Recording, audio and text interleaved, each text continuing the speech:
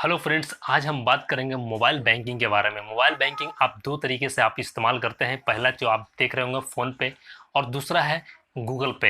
ये दो एप्लीकेशन ऐसे हैं जो सभी के मोबाइल फ़ोन में इस्तेमाल होता है और तेज़ी से होता है, लेकिन इसके कुछ टर्म्स और कंडीशन भी है जो कि आपको बहुत तेज़ी से एक धोखाधड़ी का मामला सामने आता है। सबसे पहला चीज़, आपको अगर ये इस्तेमाल करना बहुत ही बेहतर तरीके से आता है तो आप तो कर सकते हैं, पुराने लोग जो भी हो।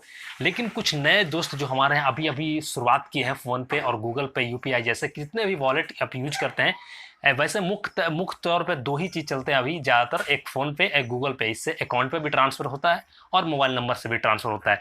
लेकिन इसमें एक अभी सबसे ज़्यादा एक धोखाधड़ी का मामला सामने आता है आपके सामने, जो कि लोगों को पता नहीं होता। लगता है कि ऐसी तरह से हमें नहीं होगा, लेकिन होता है। बहुत ही तेज तर्रार लोगों के साथ ऐसा हुआ है। तो सबसे पहला चीज़ कि अगर इस जरिए करते मोबाइल बैंकिंग या तो एयरटेल पेमेंट जो भी हो, आप जिससे पेमेंट करते हो, तो आप सबसे पहले एक चीज़ ध्यान रखिए कि अगर कोई भी आप पेमेंट रिसीव करते हो कहीं से, जैसे मैंने आपको भेजा या तो कोई और दोस्त आपके पास भेजता है पेमेंट, तो पेमेंट रिसीव करने के वक्त में आपका यूपीआई पिन नहीं देना है।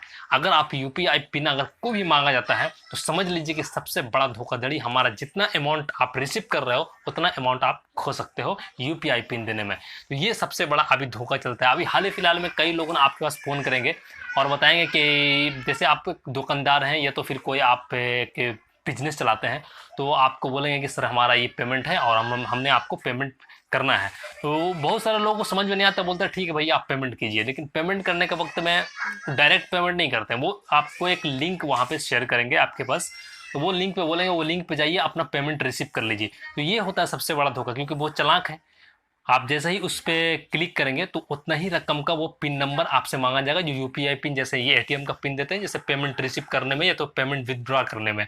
तो उस वक्त में आपका पिन नंबर मांगा जाएगा। जैसे ही पिन नंबर डालते हैं तो जितना रकम आपको वो रिसीव करने बोला था उतना रकम आपका कट जाएगा, बैलेंस उसके पास चला जाएगा जो आपको पिन रिसीव करने को बोला था। तो ये है।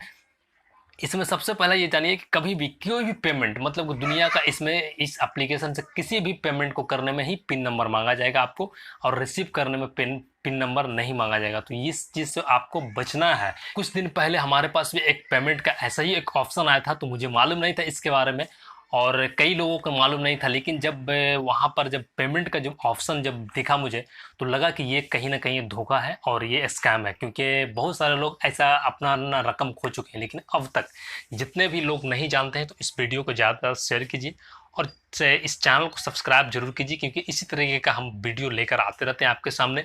और इस वीडियो को उन लोगों तक पहुंचाइए जो यूपीआई और पेमेंट से बिल्कुल नए हैं और अभी नए सीख रहे हैं, और बताइए उन लोगों को। क्योंकि देखिए, आपको फाइनल एक ही चीज़ समझ आना है, मतलब कि सब कुछ को छोड़ दीजिए। मतलब एक चीज़ आप फाइनल समझिए कि किसी भी पेमेंट को रिसीव करने में आपको पिन नंबर नहीं देना है और नहीं मांगा जाएगा। अगर पिन नंबर मांगा जाता है तो समझ लीजिए कि आपका बैलेंस कटने का सिस्टम में आ चुका है, आपका बैलेंस बिल्कुल कट जाएगा। तो ये आप मतलब ध्यान रखिएगा, चाहे फ़ोन पे हो या तो गूगल पे हो, ये दो लोग ज़्यादा एप्लीकेशन इस्तेमाल करते हैं। तो चलिए फिर आज के लिए इतना ही, और आपसे फिर मिलेंगे इसी इसी इसी तरीके का वीडियो और लेटेस्ट टॉपिक पे। तब तक के लिए